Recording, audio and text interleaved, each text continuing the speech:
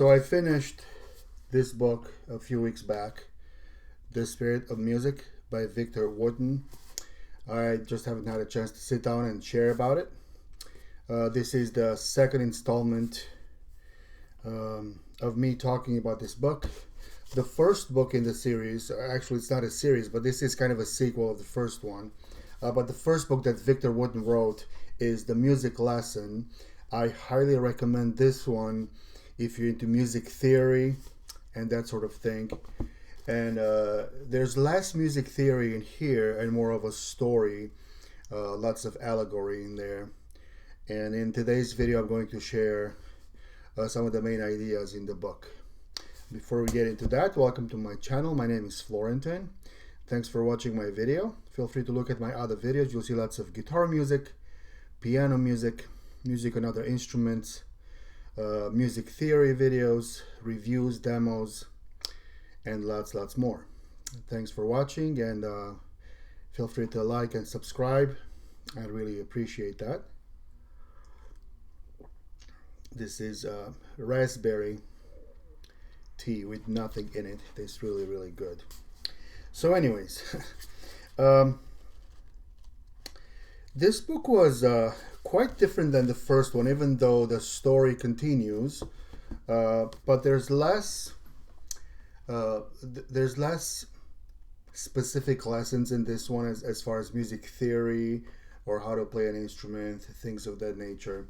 And like I said in my first video in this series, Victor introduces lots of characters, and it does so even late in the story. I mean, talk about lots of characters.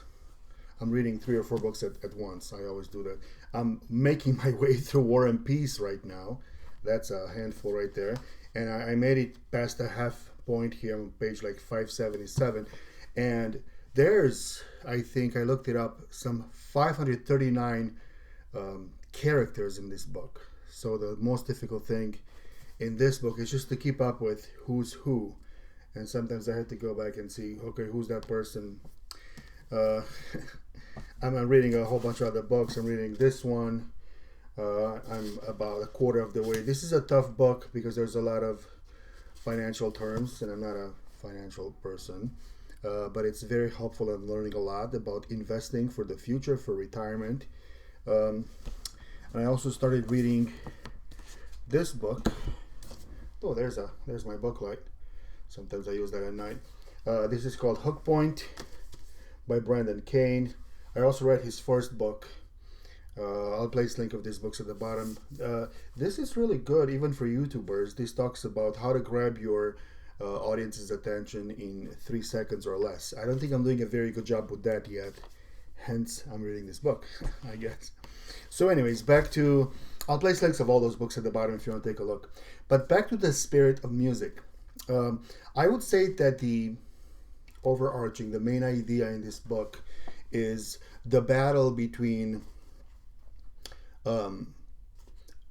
forces, to use, for lack of a better word, forces that would want to destroy music and change it into something that it shouldn't be, and forces that would like to keep it the way that it was always intended to be. There's this ongoing battle to change music and to commercialize it to the point where it's no longer alive, the way Victor puts it.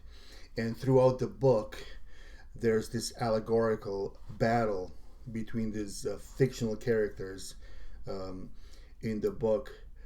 Some who are trying to steal or kill music or change it into something that it should not be, and the other side who try to keep music alive and well and healthy. And I was honestly hoping for more specific music theory insight, because Victor Wooten is an amazing music theorist. He's also an amazing player, but when Victor talks about music theory, you better listen, because you'll learn a lot. And I was hoping for more of that, like he had in his first book. I'll probably read this a second time soon because it's very good. But he did not, and Most of this book is allegorical, like I said, and through different events and different characters, he keeps returning to this idea of musicians being called to save music. And he does get into some specific things. He indirectly talks about music automation and music, you know, how music should not be cheap or free, how people should work for it. It shouldn't just be readily available and all the time free and cost nothing for people to hear it. And Victor himself is an example of that. You'll notice that Victor doesn't offer a lot of free resources, not because he's a greedy person, all right? And somebody like Victor can do that because he's he's an elite musician in the good sense of the word. He's at a different level. So you'll notice that he doesn't offer a lot of free resources, free music, free recordings, not because he's greedy, but because he wants his audience to go the distance and he wants for the audience to cost them something to experience his music or music in general. So he's talking about how in his childhood he would walk to the record store and with his father browse through records and pick a record and go home and read the back cover and read the record notes and read about the artists who are performing and the composers and learn about them, and then sit down in the living room and actually listening to each number, record cover in hand, and really having an entire experience that would cost him time and money and patience and discipline. And so that's the main lesson I felt in this entire work. To keep music alive, to keep music healthy, one way to do that is to avoid this effort to commercialize it and to make it automated, where you have access to all the music you want, all the styles you want at the push of a button with no effort. He also touches a little bit, and I heard him talk about this in interviews. He touches a little bit on using automation while playing live music. All right, Victor Wooten. He doesn't specifically say that in this book, but he does address it indirectly. Victor would be the person who would choose not to play with click, and he would definitely choose not to play with a loop. He would rather have a person, a human being, play the part instead of having a machine play the a keyboard loop or the acoustic guitar loop or whatever. All this automation, he feels, turns the music into something that's very impersonal and dead, almost like not alive, something that you can't relate to as a living person, as a living being. So that is the overall idea I felt. Some of the episodes are funny, some are sad, some are scary. There's a couple episodes where people make music together, and that's always exciting when Victor describes the process of making live, instant, spontaneous music.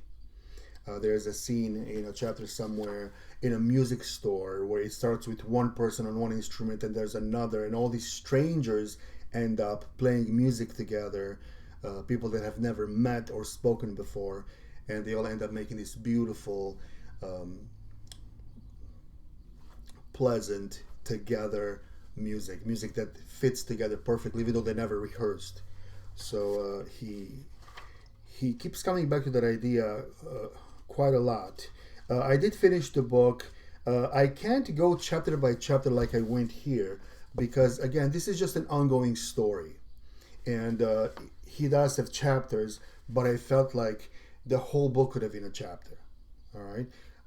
So this overarching, this repeating, this recurring idea that we need to save music from those that would automate it and impersonal. I mean, make it not personal.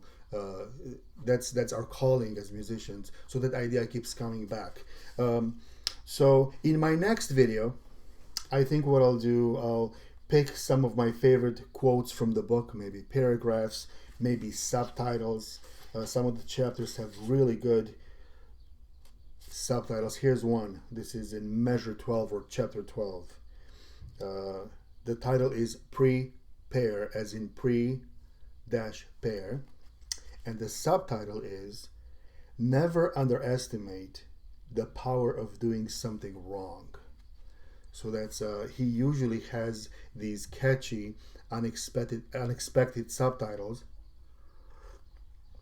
So maybe in my next video, the last one, I think I'll do one more video in this series. I'll pick some of my favorite paragraphs or subtitles and share those with you. I highly recommend both books. Just keep in mind that both books use a lot of allegory. When I read the first book, I was taken aback a little bit because I didn't realize that Victor was using allegory. So I thought he really meant what he wrote, like everything. And that would be kind of strange because you have deer singing and that sort of thing. It's an allegory. It's symbolism. So you have to keep that in mind. And I highly recommend both of them. I read this one first, but it really doesn't matter. I mean, if you get this one, that's fine. If you want to read both of them, that would be even better. If you're interested in music theory, a very different approach to music theory, I would highly recommend the first book, The Music Lesson. So that's my video for today. Thank you for watching. If you have any questions or comments, feel free to write them at the bottom. I hope you have a wonderful weekend. This is a long weekend. Enjoy the holiday. Thank you for watching and see you next time. Bye-bye.